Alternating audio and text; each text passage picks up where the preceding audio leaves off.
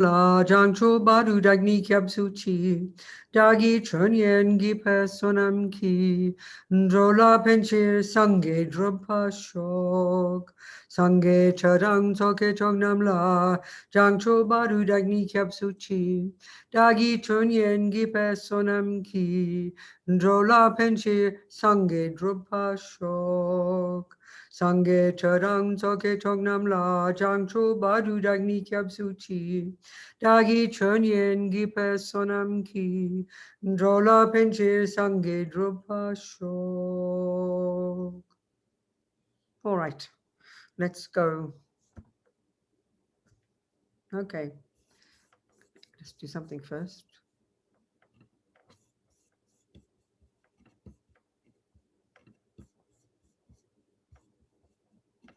All right. So far, as we'll remember, we've been talking about presenting the different points of this path that culminates in the achievement of our Buddhahood, becoming a Buddha. Buddha, remember, the etymology of this word is so tasty, it tells us the end result, which then implies the job. Buddha, that Buddha has found that it is possible, and he's done that job of eradicating all neuroses, all delusions, all fears, all nonsense, all the suffering and its causes from his mind. And second, Da implies the development to perfection of all the other parts of our mind, which is all the goodness, all the virtue, all the wisdom, all the clarity. This is our natural state. This is who we really are. And the other stuff is rubbish. The other stuff is adventitious. The Buddha says it doesn't belong there. It's extra. It's like extra bells and whistles. We don't need it. And it's the cause of our suffering. So this entire path then is leading us, all the points on this path obviously are leading us to do that exact job. I mean, if you say the end result is to become a musician, a pianist, then obviously everything in the instructions is helping you do that and is taught in an order. That's exactly the same here. So we've talked about this. We've touched upon the very first point that, Lama Zopa, especially when he started teaching modern people who thought the mind was the brain, and not trying to be sarcastic here, but, who didn't have a view. I mean, I was brought up as a Catholic. I had the view I had a soul, but I didn't have a view that my mind, then I had a soul, then I had a brain. That's how we mostly think. We have a soul and a brain. Buddha calls it differently. He doesn't argue we've got a brain. He's not foolish. He can see a brain if he looked at it. That's not his expertise. We've got a mind, a consciousness, and he incorporates what we think of as a soul, if you like, think of it that way, into that word. So it covers the whole spectrum of our inner being. And the key point that when Rinpoche started teaching modern people back in the 60s, all the Western hippies, he had to talk about this mind of ours, because that's what gets enlightened. Your brain doesn't get enlightened. So mind is beginningless. Mind is not the handiwork of a creator. Mind is not the handiwork of mummy and daddy. Mind is not a function of the brain, etc., etc. The first point. Then given that it's got this marvelous potential, then we need obviously someone to show us how to do it, speaking simply. So we discussed that, the necessity for a teacher, which has been the point that Tzong Khapa in the 14th century put here. Then taking Atisha's first point, which is this, because it's based on his teachings, he wants to prime our mind. He wants to energize us to, this is his agenda. He wants to energize us to want to practice. So this is why he talks about the precious qualities of all this amazing perfect human rebirth we've got, to contemplate all the advantages we got, to contemplate all the disadvantages we haven't got. And so but the conclusion is not just to rest on our laurels and think, oh, aren't I lucky? No, just to think, oh my God, I mustn't waste it. Then the next point, you enter into the path, and now Atisha gets us to start thinking about impermanence. He takes from the vast body of knowledge about impermanence, but he gets us to think about this particular impermanence of this person, me, death. So the reason here is to increase our wake-up call, not to waste this precious life, because I will die, and I don't know when. Then the next point is, well, given I'm going to die, and given the assumption here, even though the teaching is not talking about this yet, but this is the assumption in the Eastern world, which was taken as a given, is that, we've got countless past lives and we create karma, and the next life could very easily be a suffering one. So that thinking about that, then you conclude even more, your energy increases to not waste this precious life, and you think, oh my God, I don't want that. Well, whom can I turn to? So here we turn to the Buddha. This is where we now think about the Buddha, the Dharma, the Sangha. We discuss this briefly, and we rely upon them. We take refuge. And now we start to do the work. Now we start to put our money where our mouth is. Now we start to practice. And that's where the culmination of this first level of practice, this lowest scope of teachings, or this junior school, as I like to call it, the start to practice, which is abide by the laws of karma. And that's how we talked last week, that every millisecond of what we think and do and say sows seeds in our mind that will just necessarily ripen in the future as our experiences. Negative seeds ripen as suffering, positive seeds ripen as happiness. So the key point here is using the analogy of seeds and fruits, and it's a good one. It really does work. Basically this life, our life, is our garden. So I love this analogy. Whatever's in your garden, this is the point. Whatever's in your garden, not next door, not down the road, in your garden, you must have put there. Or if it's there, you must have not pulled it out. It's yours, you own it. And this is the essence of what's coming from karma. So everything's in that garden is yours. And if there are weeds there, you don't want weeds. You've identified to some degree weeds. You've learned a bit of botany, or you start to learn botany now. That's starting to learn karma. Karma is like Lord Buddha's botany. You learn to identify weeds and flowers and herbs, and you realize you want the weeds and the flowers, and you don't want the herbs, baby. So the first job is not to go and try and plant more flowers and weeds among all those herbs. The first job this is why the first level of practice is so clear. Buddha doesn't tell you to try and grow virtuous seeds, in the garden of weeds. You've got to stop. The first job, stop sowing weeds, stop planting weeds. First job. That's what we discussed last week. Then you start to get some space. Now the next one, still in junior school, still in the middle, in this lower scope. And I said we discussed this week. Is you're not enough just to not sow more weeds. You've got to pull out the weeds that are there. Or you've got to put atomic bombs under the weeds that haven't yet ripened. This is called purification. So let's talk about that. And then we can move on to the middle scope, the next level of practice. I like to call it high school, that given that we've now subdued our body and speech to some degree and harnessed our crazy mind, our body and speech to some degree, which are the servants of this crazy mind of ours, now and already at this level, we're beginning to subdue the causes of the grossest level of suffering, the suffering of suffering. We will now go to high school, middle scope, where we'll start to now look at our mind, which is the source of the problem. We'll become our own therapists, as Lama says. And this is where we really begin to become uniquely Buddhist. The view of morality and good ethics is shared by everybody on the planet. Any good communist, good Hindu, good Christian would live according to ethics. So that's not unique. Buddha's view of it maybe is unique, but that's not itself unique, which is the first scope. Now we get to the mind, and this is where it's Buddha's very specific approach, But first, let's look at how we purify karma. Well, it's the 4 R's. And this is very powerful because we have this ego grasping, which we'll talk about later when we get to the great scope. Because we have this ego grasping, this clinging to a wrong sense of self. In its nature is very concrete. So we tend to be very concrete. And then because the delusions, we're going to talk about, because they're loud in our head, your attachment, your fears, your jealousy, your attachment, they're very loud in our head, then naturally we identify with them as being the real me. This is who I am, we'll think. This is me, we'll think, So we get very stuck. And we identify ourselves as that bad stuff. That's a complete mistake. So this purification practice psychologically is very powerful for us, very helpful for us, very uplifting. Because, given that karma is the law of cause and effect, and given that everything that's a product of the law of cause and effect is impermanent, which means it changes from moment to moment, which means it's not set in stone, which means you can pull the seeds out, then there's no karma that can't be changed. This is very encouraging. It counteracts ego's feeling of being hopeless, stuck.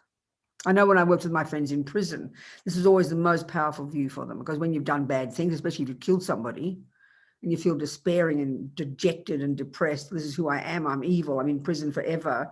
So of course you're going to get, but to hear that you can purify all this is very encouraging, and we all need to feel this. And this is a major part of our practice. Lama Tzong Khapa says, we are insane not to do this practice every day. Because if you take the view of karma and understand the view of karma, that every millisecond you're sowing seeds, if every millisecond of the day you've got your garden out there, especially in India where it's very dynamic, things grow overnight, You know, you'd be very anxious not to pull your weeds out and do a bit of gardening every day, because you've got the idea, you understand that things are growing all the time. It's the nature of the conditions of the universe. That's the law of karma. Everything's growing every second because of this mind of ours. So we need to take care of ourselves at the end of every day. And it's psychologically very powerful. I really mean it. Lama Zopa says it so directly. You're insane not to do it every day, to keep your garden ahead of the game, basically, you know. So what is this purification process? Well, I mean, there's a simple way of thinking about it. There's different orders, these 4 steps. You can put them in different order. But this order I like very much because it relates very nicely to this analogy of, if you've taken poison, the lamas would say, if you've taken poison, what you'd quickly want to get rid of it, because you don't want the future suffering. So this is the very first step. And this is a crucial one. And we really misunderstand this one. So we need to focus on this one. It's very powerful. And we can ask questions. How many more days have we got, Shanti? 1 or 2? 1. Sorry, 1 more day. Yeah, one more Friday. We have to have a second day. 5th day, we might have to take it because we're still in the first scope, aren't we? But that's okay. We can. Sure. Of course. Another day we can take it. Okay. So purification. The 4 R's. It's good to remember them as the 4 R's. It's really easy, you know. Purification. The first step, the first R, regret. And this one we so misunderstand, I tell you. First of all, though, one thing I want to say is how we confuse it. The first one is how we confuse it with guilt. And that's because we have this ego grasping that clings to me, and we identify ourselves as the bad me. This is a very common one. This is something very natural. You know, don't blame your parents for this one. You come with this because it's ego grasping. It's a function of ego grasping. So, you know, but as His Holiness the Dalai Lama, I always quote this, it's so clear. One man asked him, what's the difference between guilt, which we're so familiar with, and this regret that we're discussing here? It was so clear. He said, guilt, you look in the past and you say, I did this and I did that and I did this, but then you conclude, therefore, I am a bad person. This comes so naturally to us. We don't have to even think that through. It seems automatic to us. Because I did a bad job, because I'm naughty, I must be bad. And that's how our mothers taught us. That's how our people, because everybody else has got this ego grasping as well. So when your mummy says, you know, you're a naughty girl, that's what she meant. I mean, not trying to be mean to our mummies. So this is the key thing that we're going to get into now when we get to the middle scope, when we start to talk about the mind. One of the key functions of all the neuroses, of all the delusions, of the anger, the jealousy, the guilt, the resentment, the pride, the arrogance, the low self-esteem, the depression, the key function of all of these, and we will talk about, and when we understand this, it's a revelation. The key function is to over-exaggerate. So in this case, you're exaggerating your badness. You dropped the cup because you're a guilty little girl, because mummy kept telling you shouldn't break the cup, you shouldn't do this and you shouldn't do that. And then you hear that God says you shouldn't do this and the police say you shouldn't do that. So we've internalized all that. But it's fine to be given instructions not to do that. But because we've got this neurotic mind, we over-exaggerate it. And then we think, oh, I'm a naughty girl. I mean, I'm speaking it simply, but this is how we think. I'm angry, therefore I'm bad. I killed, therefore I'm bad. It's just exaggeration. It's a distortion. You are not bad. This is the point. You are not bad. That action is bad. No problem. You don't look at 3 weeds in your garden and go, oh, my whole garden is a disaster. No, don't exaggerate. It's only 3 weeds, or even if it's 100 weeds. You've still got a few flowers in there. So don't exaggerate. And that's what delusions do. So guilt exaggerates my badness. It's self-hate, basically. Think of anger. What's anger? You did this and you did this and you did this and you're a bad person. It's exactly the same as anger, but you are the object. And we just run to that automatically. And of course, because of all these delusions, which we're going to talk about, we don't question their assumption. We don't question that we might not be bad. We just assume it's true because we feel it, because the habit is so strong. So then what is regret then? As His Holiness said, it's so simple. The first part is exactly the same. You look into the past and you say, I did this and I did that and I did do that. But then this is the part you have to cultivate. You say, what can I do about it? So there's more in between there. The thing is, we have to say, I did kick the dog. I did badmouth my husband. I did kill the rat. Whatever you think, whatever it is that you did, that you've decided is a negative action that you think you do, that you've decided you don't want to do, but you did do it. You bad mouth your mother or something. So it is a fact that you did it. That's healthy and appropriate. We need to acknowledge that we did it. You need to acknowledge there's a weed in your garden. You got to say there is a weed there. Then what do you say? Not, oh, I'm a bad person, my garden is a disaster. No, you say, what can I do about it? That's the part where he can move forward. That's action. And why you do something about it, because you know that the action called killing and lying and stealing and cheating on your partner and whatever it is that you've decided you're trying to not do because you're trying to be a good Buddhist, you have to acknowledge you did it, the things that you can think of today, let's say. And then, of course, all the things you've done this life, then all that past life, we've done millions of them. You've got to say, I did them. Because now you know what the problem is and now you know what to do about it. So you've got to cultivate this view, because you know that if a weed is in the garden, you sowed a weed today, you know you don't want it to ripen in the future. So you just don't say, I'm a bad person. That doesn't help the garden. That doesn't help the weed. It just stays there. This is the point. So regret is active. It's what can I do? And why would you want to do something about it? Because you don't want future suffering. Just like the same, you've been to your doctor, she says you mustn't eat sugar, Robina, you'll get diabetes. So you ate some sugar. You can't, we have 3 ways we deal with our neuroses in our culture, in our world. Sorry, all of us. Doesn't matter what culture we are. This is psychological. We have guilt. I'm a bad person. We have blame instead. Who put that weed in my garden? Not my fault. That's blame. The third one is denial, because we can't stand the pain. And many people have that. Someone says, you just ate poison, Robina. No, I didn't, because we can't bear to think of it. So this other one is very powerful. It means you need to acknowledge you did that thing. It's very hard for us, extremely hard. Many people go completely crazy, can't stand it. It's too painful. Very interesting point. So this is quite powerful. You've got to acknowledge, I did do this, and I did do that, and I did do this, and I did do that. You remember the few things today, when you do it at the end of the day, you remember today's things. And then you can think of the things you've done in this life. Of course, you've forgotten most of them, but they still sowed seeds when you did them.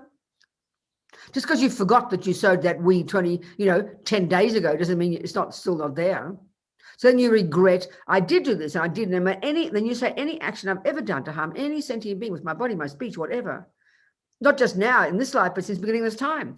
And then you say the words, I regret having done that, because you've got to spell it out, because I don't want the future suffering. This is the key point. You've got to say those words, because I don't want future suffering. That's the basis of all of this approach called regret. It's not guilt, not blame, it's nothing neurotic. Another thing people think regret is like saying, oh, I shouldn't have done it. That's useless. What your mother says, you should not have done that. It's useless. That's not helpful. It's a much more wholesome attitude, but it doesn't come naturally, because first of all, the view of karma, cause and effect, that I produce myself, doesn't come naturally for us. So we have to cultivate this view, program our mind in this attitude of regret. I did this and this and this. They're the actions that are called negative. They're sowing seeds in my mind, and they're going to ripen as my suffering. And you know what? I don't want more suffering. So the key thing that drives this whole level of practice, that's what they mean by renunciation. Don't think of that. Sounds very forbidding. What are you renouncing? Well, if you go to the doctor and she says, give up sugar and this and that, what are you renouncing? You're renouncing suffering and its causes. You should be blissed out that you're renouncing diabetes and renouncing the cause of diabetes. This we understand. But the idea of future lives, even if you're brought up in a culture like you Hindus, you Indians, it's still because we're so programmed with the materialist view these days. It seems very abstract for us, or even abstract, forget even about past lives. Even the idea that what I think and do and say even produces the person I become now is too hard for our minds. So we've got to cultivate this view. And this is the basis of karma. And this is the basis of purification. You've got to have real compassion. It's like compassion for yourself. The Buddha doesn't say it that way, but we understand that. But it takes a while to get this view, I tell you. And regret's based on that. You know what? I'm sick of suffering. Of course, I did this, and I do not want those to ripen. This is the first step. It's the opening the door to the whole process. Regret. Then you think, whom can I turn to? Who's the doctor I can turn to give me the antidotes, to give me the medicine that I can use to purify my mind, to heal myself? So here we have the second step, reliance. And there are two parts there. The first part is the refuge. You rely upon a doctor. And that's the best analogy for our relationship with the Buddha. He's our doctor, you know. He's not our creator. He's our doctor. He's a person he's a person we want to become, but he's got the methods we want to use to help us become like him. His methods we rely upon. So you don't just go and rely upon any old Joe. You know, you have to have some confidence that this is a valid person. We've done that earlier in our refuge. So then you rely upon the Buddha. So here, this practice, you can do it, all the lamas teach it, all the traditions teach it in a particular way, to do it in the framework of a particular meditation. So, you know, if you're sitting down in your cushion, this is the first step, you regret. And then the next step is, whom can I turn to? So now you visualize above you the Buddha. And the Buddha this is done usually in the framework of the Vajrayana aspect of the Buddha, in the form of Vajrasattva, who is a white aspect of Vajradhara, who is basically the main tantric aspect of the Buddha. This is in this form of the Buddha, the Sambhogakaya, the enjoyment body. It's from the Vajrayana, it's from Tantra. And Vajrasattva is particularly related to emptiness. So, you know, emptiness is the main purification. So he sits above our head. We see him, we visualize him sitting above our head, sitting cross-legged, a multicolored lotus in the Bodhisattva style, holding in his hand a bell, and his left hand a bell, and his right hand a dorji, Vajra, and these are crossed at his heart. So this is kind of indicating the union of the two truths, Buddhahood. So you visualize Vajrasattva. Of course, if you have a teacher, a guru, a lama, a spiritual friend, you visualize their mind manifesting as Vajrasattva above your crown for your benefit. So this refuge, you take refuge. This practice, I don't do it in a formal way with sort of like, you know, pages and prayers and Sanskrit and bells and things. I find it's very powerful to do it as just you're talking to yourself. I find this process is like being your own friend. So you're very relaxed, you're very casual in the way you talk. You're talking to yourself. You're not being holy and religious, because that makes it very distant. You're being very sincere because you're being your own friend, because it's you who purify yourself. You rely upon the Buddha. The doctor gives you the medicine. She gives you the method, but you are the one who does it. You've got to remember this. Your doctor doesn't purify your diabetes. Okay, if she's a surgeon, she fixes your leg. It's true, but you still found the doctor and you relied upon and everything. But here you're the boss. You know, you're the one who created the karma, so you have to be the one who purifies the karma. So you visualize Vajrasattva above your head, and then you take refuge, and that means in your heart. I mean, if you'd had some terrible poison, and you knew there was some amazing doctor in the North Pole, you'd find the way to get there. You'd be so happy to have this doctor. You will never forget how fortunate you are. You hear people like that who've got terrible diseases, or their baby has terrible diseases, and they found a doctor who cured them. That person, for them, they'll never forget that doctor as long as they live. That should be our view about the Buddha. We've got to make it personal, and this takes time. The more we have confidence in the Buddha, the more we feel that. And therefore in our guru as the Buddha. It's like we found a miracle, you know, a person who's got the methods that I can use to transform myself. Is pretty incredible. The second part of this step called reliance. It's odd that they call it reliance, but this is very typical. In this second step, we're now trying to get compassion for others. The first step, regret, is like compassion for yourself. You regret for your own sake, because I don't want future suffering. Now, in the second part, after we've taken refuge, we then think of the sentient beings we've harmed. So now we want to cultivate compassion for them. So they call it reliance. They always talk about how here I'm trying to cultivate compassion, right? Well, what do I need in order to get compassion? I need suffering people. If I've never met a suffering person, how could I cultivate compassion? Some suffering sentient beings are the catalyst, one of the major things that when I see them, I go, oh my God, look at that suffering. That's what compassion is. So you rely upon, you need suffering sentient beings. It's an odd way to put it. But here the point is you're trying to have compassion for those you've harmed. The boyfriend you cheated on, the dog you killed, the ant whatever you did. The baby you aborted. I don't know if you have abortions in India, but I had an abortion when I was 23. I always use that example. Many women all over the world. Some women, you know, have sadness about it, so I feel very bad and feel guilty. So I always like to mention it. I never had much guilt about it, I must say. I mean, I didn't not regret, but I didn't have much guilt. I didn't beat myself up for it. When I was 23, this is how karma is, In London, I was a hippie, and I remember the National Health had just accepted to make abortions legal and pay for them. So I felt very fortunate.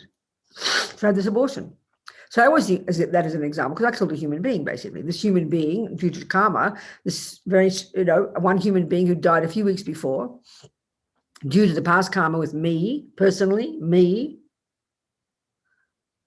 at the time they died, the karmic seed, a virtuous karmic seed, to get a human mummy, me, was triggered in their mind. And then when they left the bardo and I hopped in bed with this boy, I was a hippie, their mind ran like a magnet to my womb, to my body. I had karma with this person. The second, there's something interesting. Many women say this. I don't know if you've talked about this, you people, but many women say they know that second they got pregnant. That second. I knew that second I was pregnant. I knew that second. I remember the karma must have been so strong. I said to myself, that second, I'm not going to have this baby. I didn't even call it a baby. I didn't even call it a baby. I just thought, oh my God, I'm pregnant. I do not want this. I'm going to have an abortion. Was the first thought. It was so clear. That shows that this is an interesting addition, by the way. This is an interesting relationship with me and that fetus. This is important to think, because when women have abortions, they feel this total overwhelming guilt sometimes that I killed my baby. But the baby had to have karma to get killed, people, okay? This person who came to my womb created the cause, one, to come to my womb, but also due to the third kind of karma, due to their killing karma, they created the cause to experience the result of killing, which is to get killed. So it's a dynamic. We're in this together, The strength of my decision to have an abortion was also due to the karma of that person in my womb to be aborted.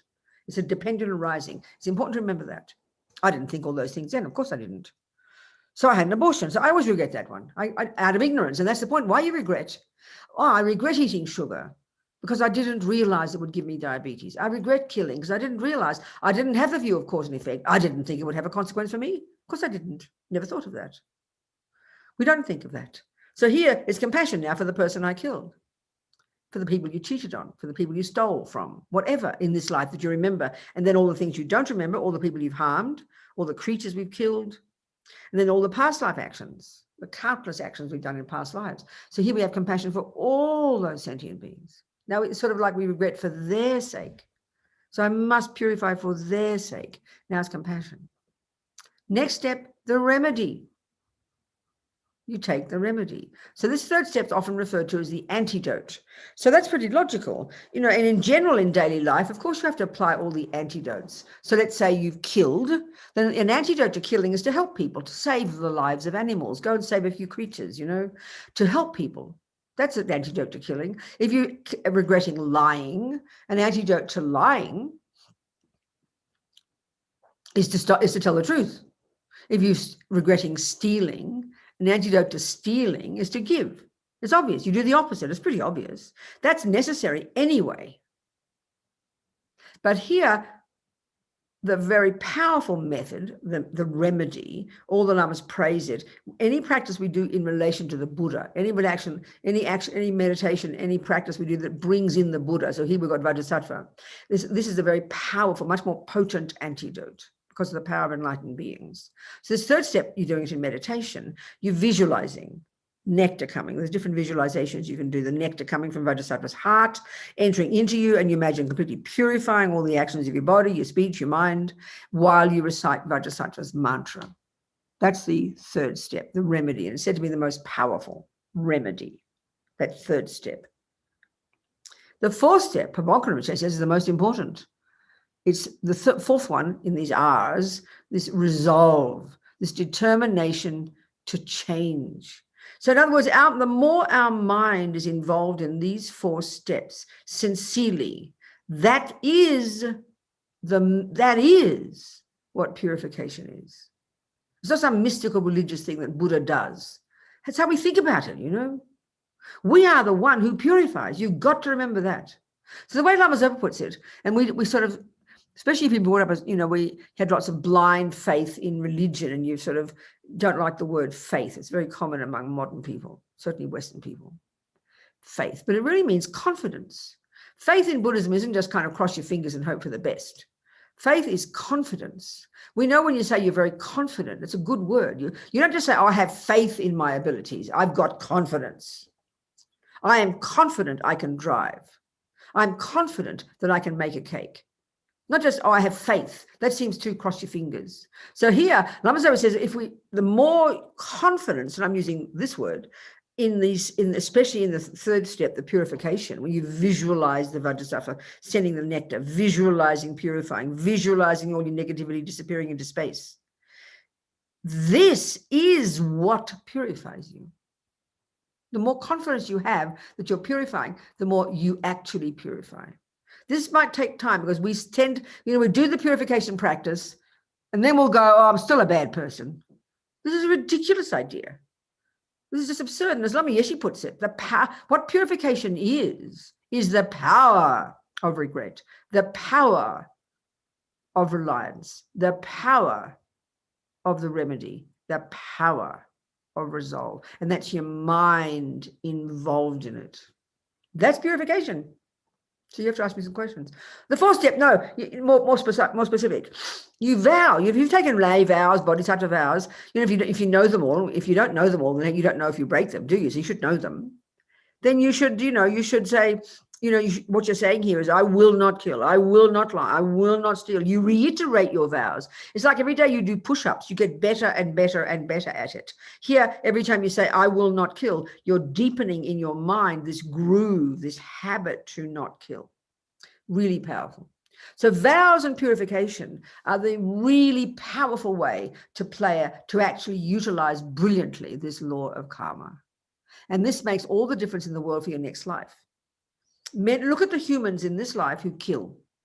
The vast majority of humans, most religions even, think it's okay to kill some beings, isn't it? It's a fact. Most humans, I'd say, would kill. This is beyond tragic, because that's the one that leads them right back to the lower realms.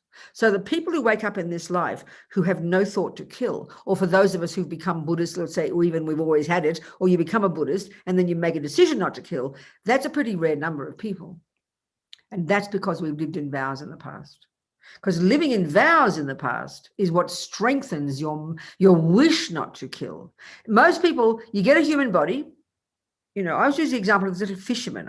25 years ago, I met this mother in Kopan Monastery who came in tears to my room and said she'd been listening to Lama Zopa talk about karma. And she said she was devastated because her beautiful boy had died 5 years before at the age of 29. He'd been a fisherman all his life, a good boy. She loved him, a kind, good, generous human being. But in other words, he was born with a tendency to kill because he hadn't purified that tendency by vowing not to kill again. It's so logical. So he got a human body as a result of not killing, but he had all his past karma in the lower realms from killing. That finished like a miracle, so he gets a human body. But now he's got the residual results. Those are the three ways that karma ripens: the tendency to do it, the worst one, the experience of it happening to you, and the environmental result. These are like the residual results left over, in his case of killing, let's say. He got the human body, but he hadn't purified enough. So he ended up having the tendency to keep killing. He got the experience similar to the cause of killing and died at the age of 29. He didn't seem to have the environmental result one. He was very healthy and everything and had good food and lived in a nice place. But this is because we don't live in vows and because we don't purify. This is the crucial difference. And this is what's unbelievably necessary to understand psychologically. So that when you not just be a nice person, and don't kill and steal and lie when you feel like it, but to actually live in vows of not killing and lying and stealing and to purify, then this is the way you'll guarantee to get another decent human body, and you wake up in that life with natural ethics and you won't want to kill, steal, lie. That's the logic of it. That's why living in vows and purifying are such powerful, powerful practices, So are there any questions before we go to the next scope, are there any questions about purification? Just think of them. I've got to go for 30 seconds. I've got to go away. I'm so sorry. Just get your questions ready, okay? Sure. You can raise your hand, or okay, Sharmila will put your question after Venerable comes back. Okay, raise your hand in the participant list or in the video.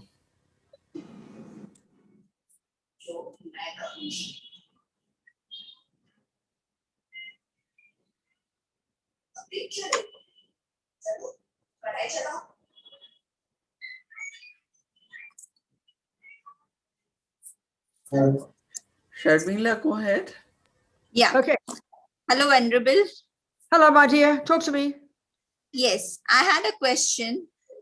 When we are doing the purification process, see, we are quite involved in that process because our thoughts are, we are thinking, we are doing it, and we are okay for that half an hour when we are doing it.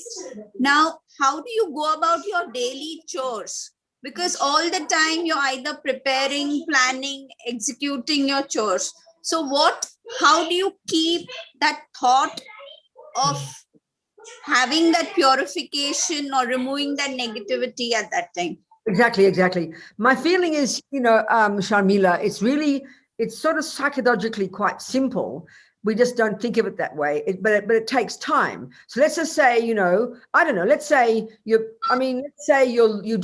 doing a course on how to use a computer. Let's say you're learning a new course on how to use a computer, and you go to your class and you're completely involved in it. But you know yourself, the more classes you go to, the more easy it is to remember the things that they told you in the class. And even while you're washing the dishes, you're thinking about it. Even while you're washing the clothes or driving to the shops, it's in your mind because you're familiar with it. So that's all it is familiarization. The more familiar you become with this, the more you wish to live in ethics, the more you wish to live in your vows, the more you like these ideas of being a good person, then it becomes in the front of your mind eventually. It becomes something completely natural, but you've got to practice it every day. So that's why it's not enough. It's a good point. It's not enough to leave your practice on the cushion and then forget it.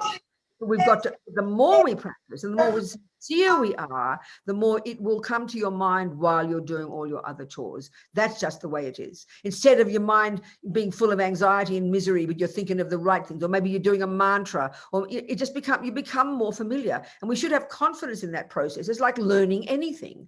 The more you think about it, the more easy it is to bring it to the mind. Are you seeing my point, Sharmila? Does it make sense? I can't hear you, darling. Unmute yourself. Unmute, my dear. Some days it makes a lot of sense. See, when I'm listening to a talk on Friday, then my Saturday, Sunday, I'm calm and I have the thoughts in my head. But yes, Monday morning, they're like, I'm only asked to do this. I know, Shamil, it's just and true. Then you get angry, then you get temperamental and emotional. Exactly. But that's why, Shamila, but this is why understanding how karma is, that every second of the day, you're sowing seeds, because we're human beings. We're in samsara. We shouldn't be distressed about that. It's just natural. But that's why it's important to do the purification every day. If we only do the purification every week, like your garden, if you only pulled the weeds out once a week, you'd have a garden overgrown by weeds. It's just the bigger picture, Shamila, and we understand it, is the more you do it, the more easy it becomes. That's all. You just got to persevere, darling. We just got to persevere. We understand that. We just have to persevere and have confidence in the process. That's all. It makes sense. The principle makes sense. Don't you agree? Of course it does. But would you advise that, however late we are, in sleeping before going to bed, and, however tired we are, because I somehow feel for myself, I don't want to do it in an irritable state of mind, just as a mechanical thing. So then many days get skipped. No, I think it's far better if we that's a really good point, Shamila. But listen to this analogy. It's sort of, you're saying to me, I skip my weeding in my garden a few days because I'm feeling irritable. In other words, you think the only day you should pull out your weeds is when you feel good. That is very foolish. The weeds still can be pulled out even if you're miserable. Are you hearing my point? Don't even, at night we get tired. We all work so hard. Then don't even do it sitting down. Don't be too holy about it. Be sincere. Feel the Okay. presence of the Buddha or your guru. And then even while you're walking, you just walk around and you do it in your heart, in your mind, no matter how late and no matter how short. You can do these four steps in like 30 seconds. You can sincerely regret, you say to yourself, Shamila, I really regret the rubbish I did today and the bad mouthing and I regret that because I'm sick of suffering. I regret anything I've ever done since the beginning of this time because I'm sick of suffering. And I'm so happy to have the Buddha to rely upon. And I really have compassion for my husband who I was so mean to and for everybody I've harmed. And you say a couple of vajrasattvas and visualize, and then you vow, I'm going to do my best tomorrow not to badmouth and not to kill and not to lie. That's 1 minute, Shamila. And if you're sincere, that's better than 20 minutes not sincere. Okay. You understand my point? I do. Bring it down to earth. Make it like a real medicine, not just a holy activity. It's a real medicine. So you want to take the medicine. And the mantras are said to be so powerful. All these Sanskrit mantras, all the Tibetans never translated the mantras into Tibetan because they value the power of Sanskrit. So that those actual attitudes of those 4 steps are very important. But just even the sound of those Sanskrit syllables is so beneficial for your mind. So purifying and feeling the Buddha's blessings. This is so beneficial, Shamila, even for a minute, sweetheart. Okay. And then as Lama Yeshi says, you go to bed with a happy mind. Okay. Yes. I've been to the Kopan monastery. I was fortunate to stay there for a and do the December course. So then Wonderful. I Fantastic. do it quite faithfully. Wonderful, Shamila. Wonderful. Thank Thank you you so much. Thank you.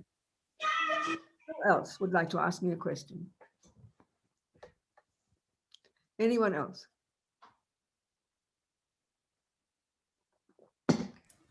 Please unmute and ask. Good evening, Venerable. Good evening. This is Amit. I have spoken to you. Yes. Hello there. Yeah, I'm enjoying your psychology-based talks, not only in this group, in the other group as well at Tushita. Good. Wonderful. Thank you so much. Good. I have a lot of questions, but I want to be conscious of your time and flow because every topic, whether you do here or on the other group, I have so mixed up questions. First of all, where can I get the list of all your courses that you're doing in the next 3 or 4 months? Is there one website that I can visit where I can see the entire courses so that I can sign it up?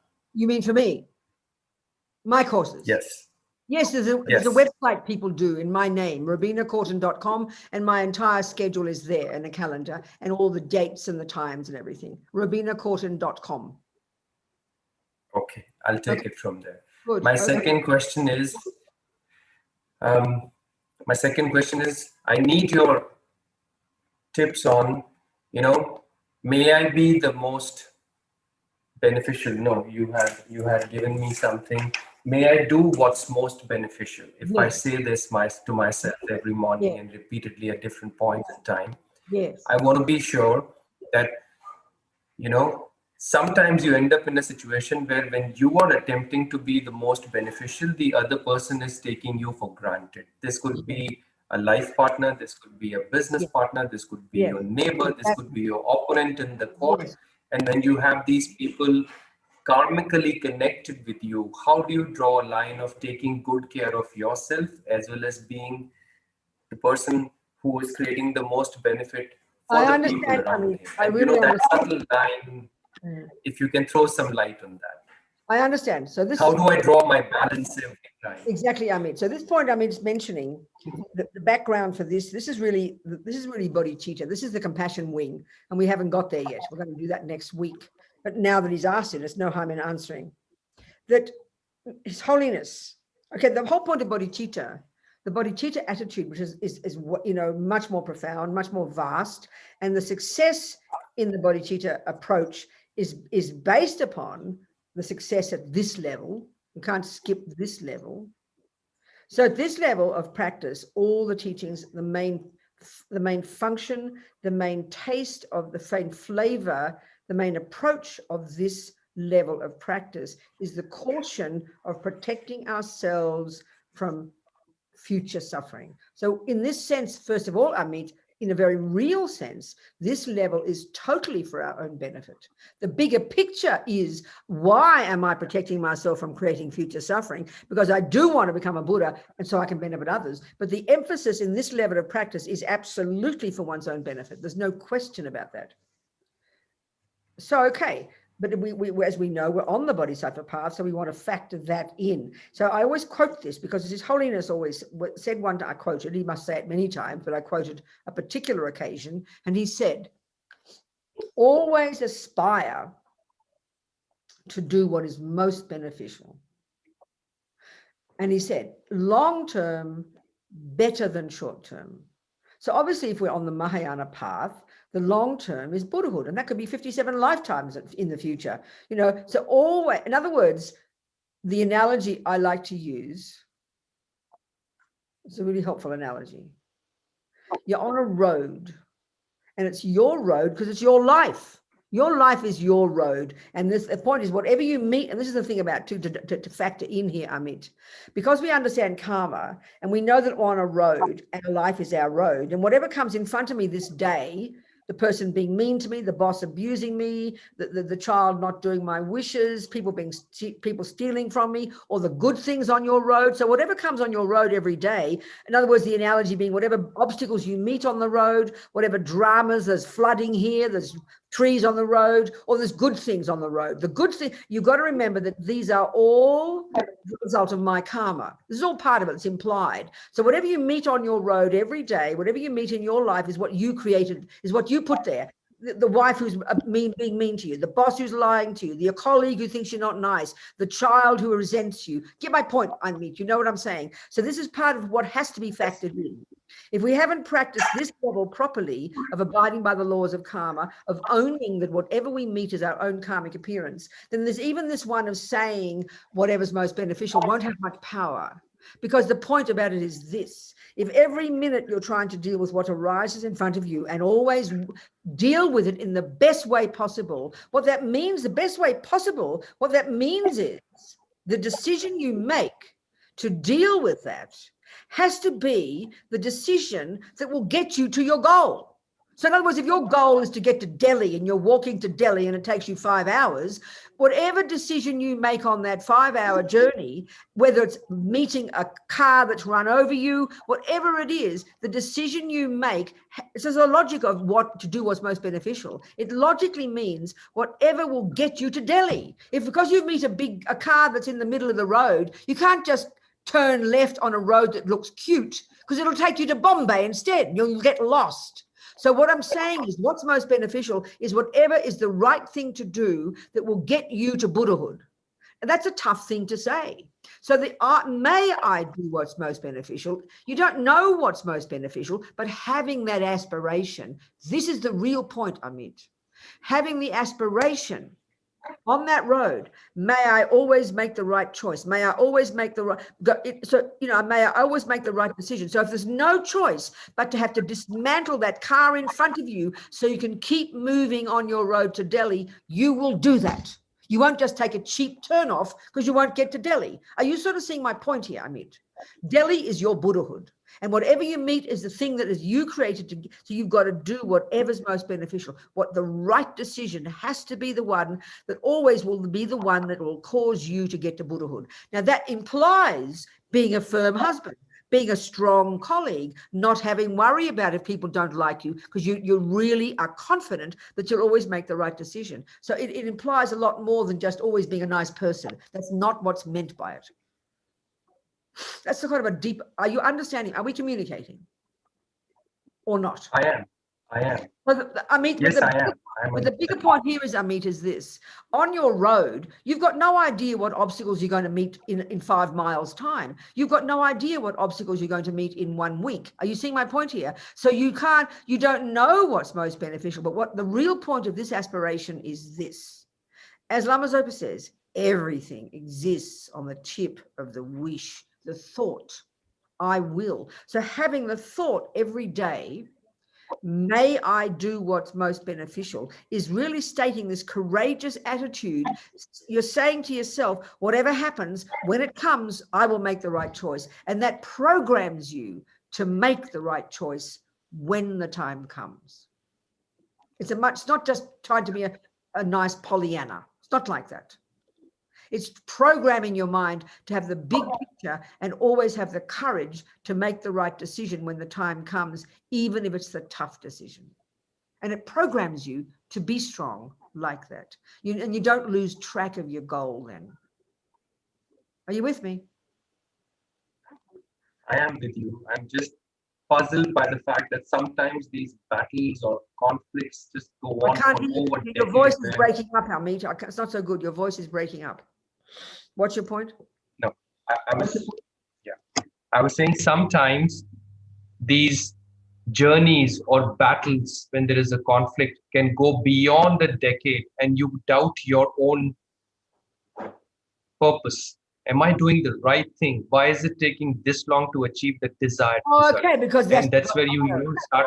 Of course that happens, but that's because we've got attachment, Amit. And attachment is a junkie in us that only wants the nice things. Attachment can't stand problems. That's why we've got to go into the next scope. In a minute, we'll start talking about this. We've got, this is the psychological one, really understanding the mind. That's why we suffer so badly, Amit, because saying, why is it taking so long, is implying impatience and aversion, which is the response because attachment is not getting what it wants, which is why it's so powerful to have to give up attachment. Because when we really make the decision to do what's most beneficial and make the tough choices, that's a very courageous view.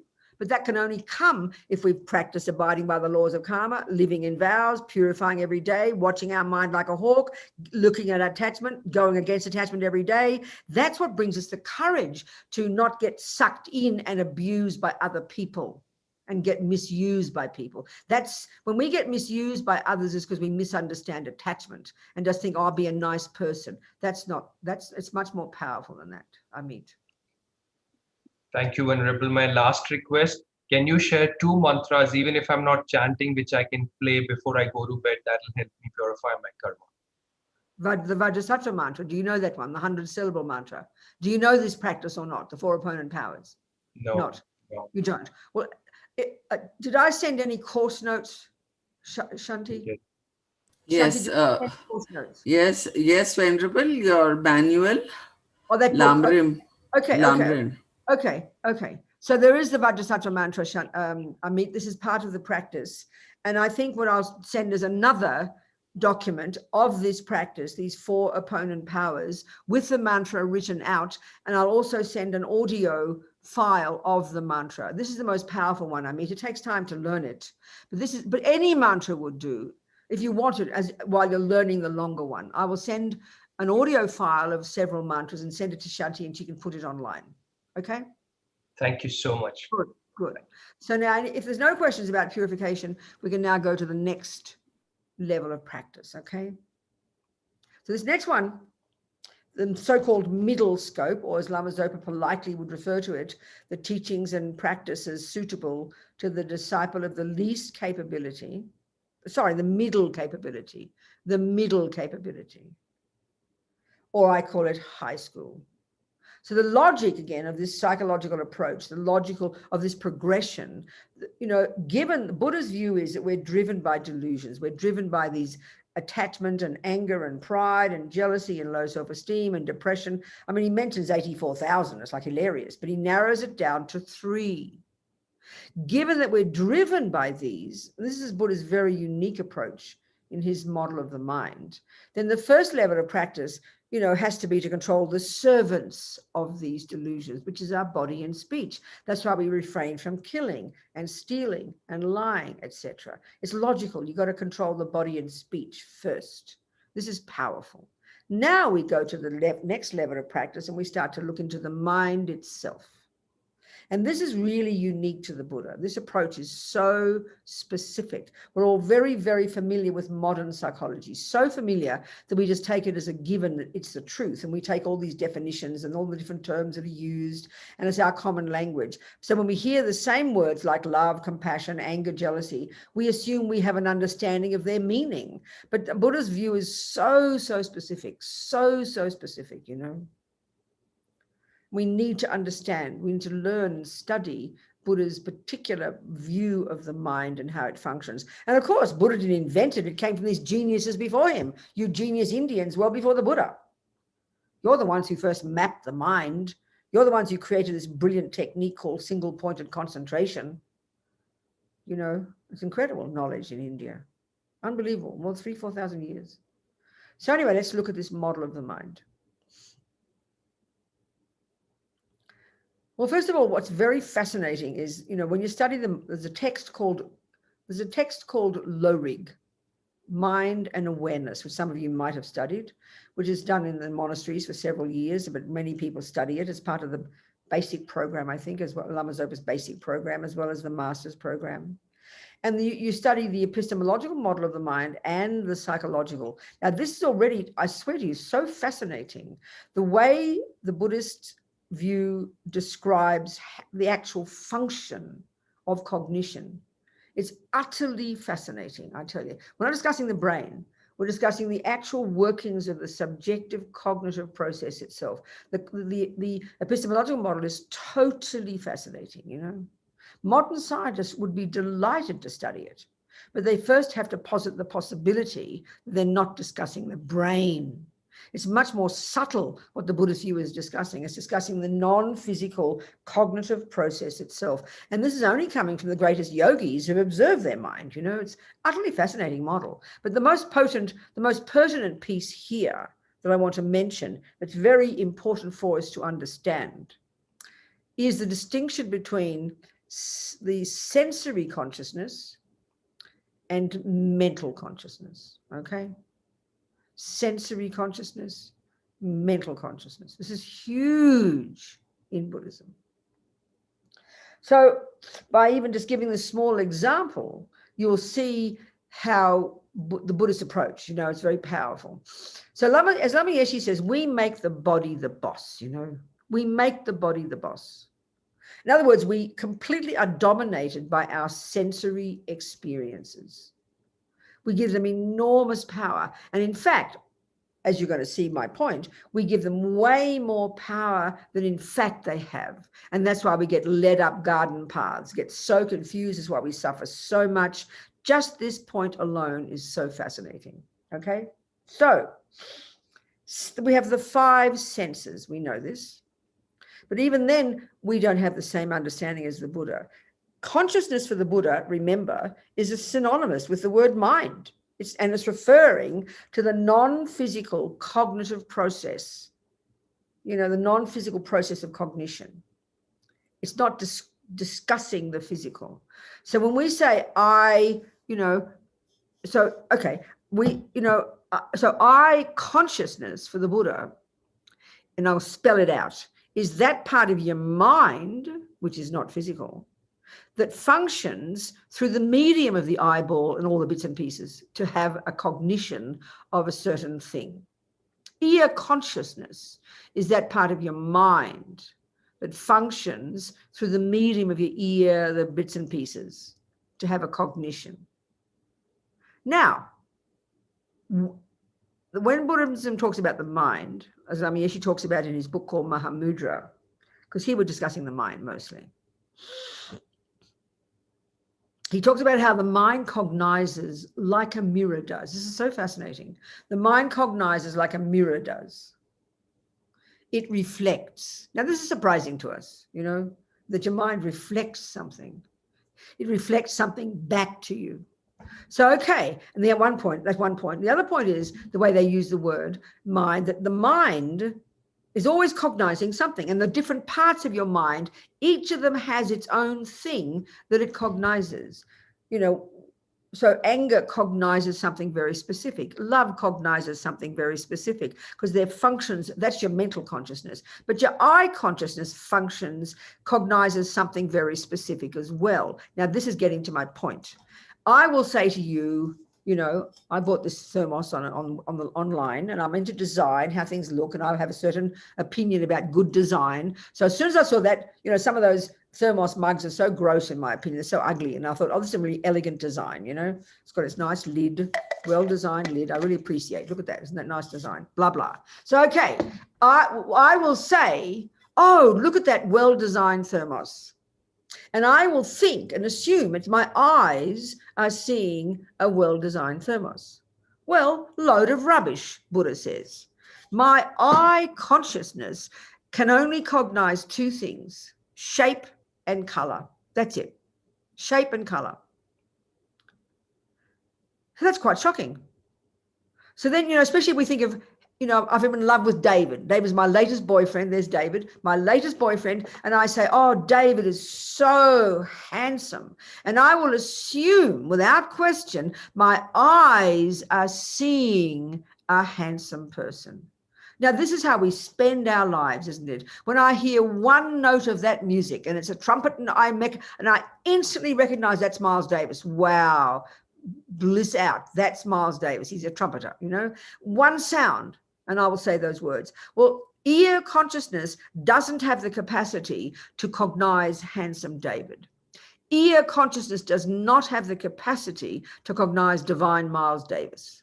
That's too much more power for the senses. They don't have that power. But we just assume this, So then you obviously got to ask the question, well, if my eyes see this shape and color, what part of my mind is deciding there's divine David? Well, that's your mental consciousness, people. That's your mental consciousness. Now, as Lama Zopa says, that's where the workshop is. That's what we have to unpack and unravel and become familiar with. That's all your thoughts and feelings and emotions and unconscious and subconscious. That's the work of being a Buddhist. That's what we have to become super familiar with. So basically what happens, and this sounds hilarious, but it's really true. I consciousness, like say I'm in love with David, he's my beloved. So I consciousness sees that shape and color. And we know in a millionth of a second, and I'm not joking now, quicker than Google, my mental consciousness is accessed. And that's where all my thoughts, my opinions, my anger, my love, my kindness, my intelligence, my goodness, my badness, my concentration, all the bits and pieces of my mind, thousands and thousands of conceptual stories are all packed in there, unfiled, unedited, chaotic. But that's where the workshop is. That's where the opinions are. That's where the viewpoints are. That's where the love is. That's where the attachment is. That's where the anger is. And that's what is accessed the millisecond, because the senses for us are the doorway to the world, aren't they? They're the doorway to the world, That's the first contact we have is our senses. And because they're so strong, we give them this power that they do not have. And that's what leads us up garden paths, So my mental consciousness is what then has a viewpoint. David is divine. Or if he's my ex-boyfriend, the second I see that shape and color, what's the story that comes up then? And that's the obvious point here. My eyes haven't changed during the last week. And so last week when my eyes saw that shape and color, I thought he was divine because he was my boyfriend still. And now this week when I discover he's cheated on me, my eyes see the same shape and color, but the story in my mental consciousness is completely different. I think this is very powerful to understand this. Then we have to realize that that we have to start checking on, unpacking and unraveling and deconstructing and sorting out the facts from the fictions in the mental consciousness, because this is where all the problems are, But this is where the good stuff is as well. This is becoming your own therapist, I tell you. So let's sort out theoretically the contents of this chaotic mental consciousness. As far as the Buddha is concerned, there are only 3 categories. This is very interesting. 3 categories of states of mind. There are thousands upon thousands upon thousands of thoughts. And as I said, they're all unedited and unsorted and unfiled. It's just pure chaos for us most of the time. And we think that's normal. No wonder we're crazy, Buddha says we can sort it out. So you've got those that are negative, deluded, disturbing, neurotic, whatever word you like. The unhappy states of mind. We know them. We are intimately familiar. Attachment, anger, depression, jealousy, low self-esteem, all of this, you name it. For the Buddha, these are conceptual stories, but because we're so familiar with them, they now also come along with a lot of physical emotion because we're so familiar with them. So when I'm in love with David and attachment is running rampant, we know the pleasant feelings that are driven by that. And then if I hate David because he's cheated on me, we know the painful feelings that come with that. But the anger and the attachment aren't the feelings. The anger and attachment aren't the body. It's only because we've practiced anger and attachment for so long and have come programmed with it from past lives into this life that they just arise naturally, you know? So then the physical body experiences things. And this is the other major problem for us. Because we're so addicted to our physical feelings, we make the body the boss, that we don't even notice what's going on in our mental consciousness until the body feels something. And this is just way too late. It's just way too late, you know. So there's the negative, neurotic, deluded, ridiculous states of mind that Buddha says are the cause of our suffering and that he says we can get rid of. The second category are all the good ones that we can grow to perfection: love, compassion, wisdom, intelligence, kindness, joy, you name it. All the wonderful stuff. This is what's at the core of our being, Buddha says. This stuff is who we are, you know.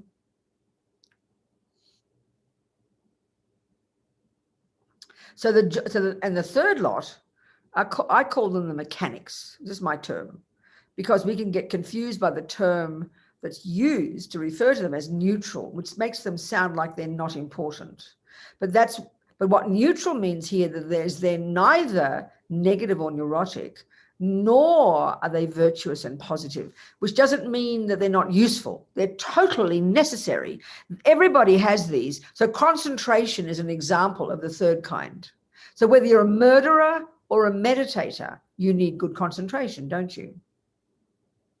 So there's a whole bunch of those. And that's why I like to call them the mechanics of our mind. And we really can develop a lot of these when we do single point of concentration. So the actual job of being a Buddhist, when we really start to do the actual hands-on job of being your own therapist, as Lama Yeshe puts it, and this is not a joke, it's quite serious, it's a really delicious way to put it. You're becoming super familiar with your own mind, and you're not just familiar with the feelings, but you're able to unpack and unravel and identify and argue with and learn to reconfigure. This is the job of being a Buddhist, and this just takes time. So here, the main point for the Buddha in this step-by-step path, the first level of practice we're doing is trying to, because we don't want future suffering of being harmed, lied to, stolen from, not to mention lower realms, then we curb, we control the causes of those, which is the actions of our body and speech harming others.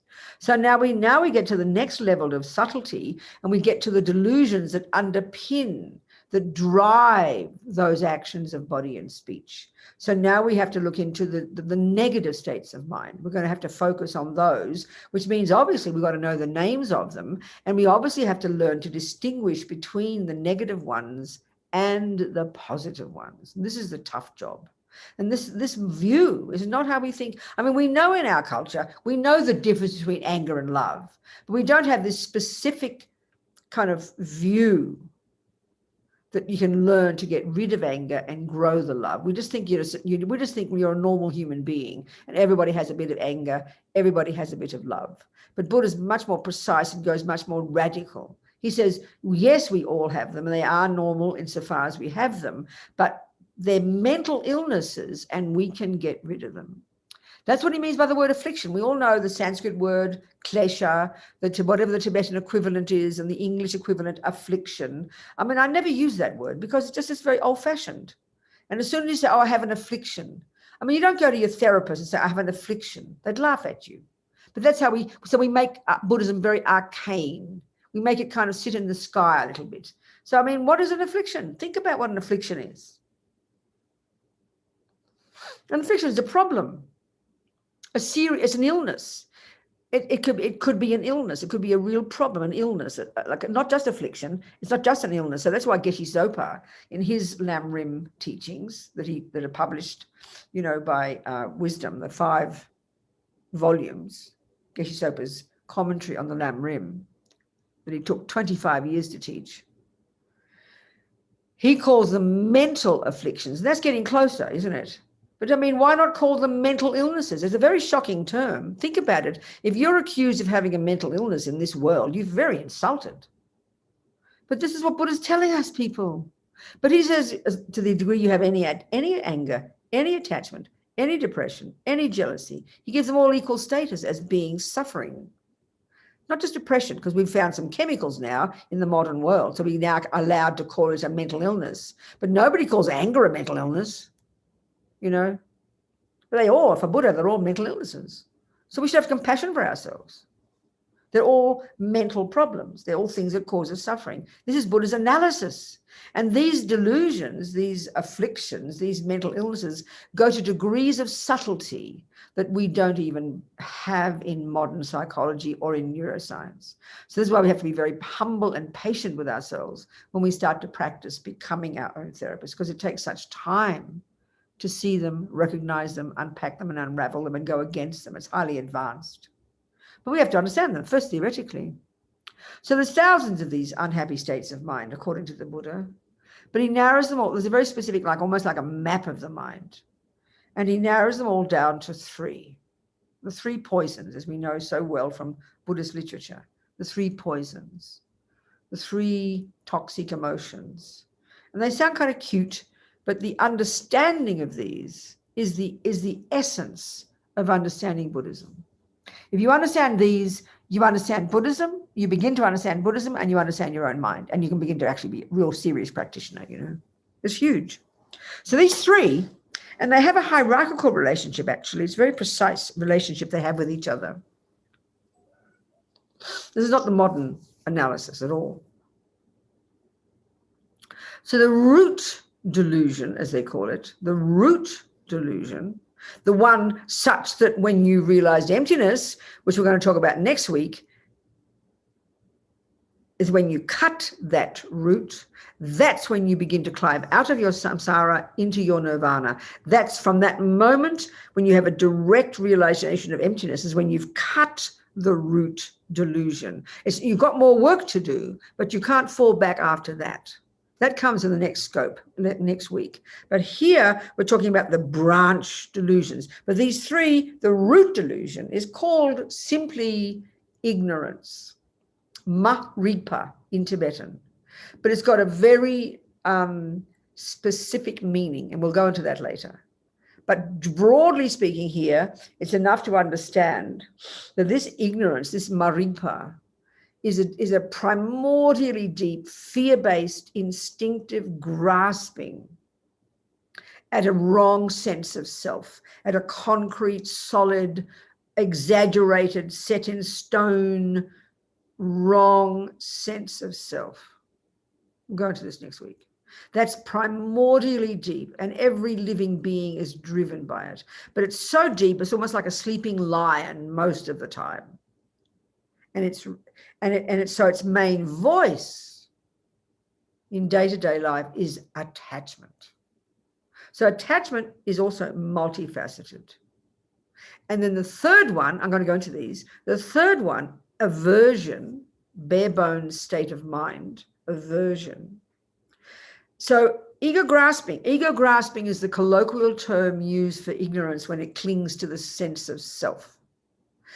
Because of ego grasping, which brings the feeling of being bereft and nothing and nobody and lonely and I'm nothing and nobody, and then it gives, or like separate and concrete. So then there's an unhappy feeling, and then that gives rise to attachment, which is this emotional, this frantic hunger to get what that supposed I wants. And then when that attachment doesn't get what it wants, that gives rise to aversion. So ego grasping is there all the time, but we run between attachment and aversion, and they're utterly linked. They're like the flip sides of a coin. They're so linked to each other. And until we understand attachment, the Buddha's very specific view of attachment, we won't get this at all. We won't understand Buddhism if we don't understand what attachment is, you know. So ego grasping gives rise to this bottomless pit of hunger to get what the fantasy I wants. And then because it's a misconception, it then gives rise to aversion, when it doesn't get what it wants. And we go between these two, attachment and aversion, 1,000 times a day. And then all the other delusions, the jealousy and the others, all are coming from these three. So it's a very precise model where they describe, but the understanding of these two, even attachment and aversion, is absolutely fundamentally necessary if you want to be a Buddhist. It's so important. We think we know what attachment is. Oh, I'm so attached to chocolate cake, we'll say. That's the grossest tip of the iceberg understanding, you know. And then aversion, we don't even, that's a weird word, aversion. What's aversion, you know?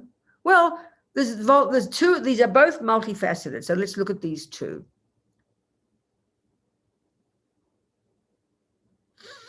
Excuse me.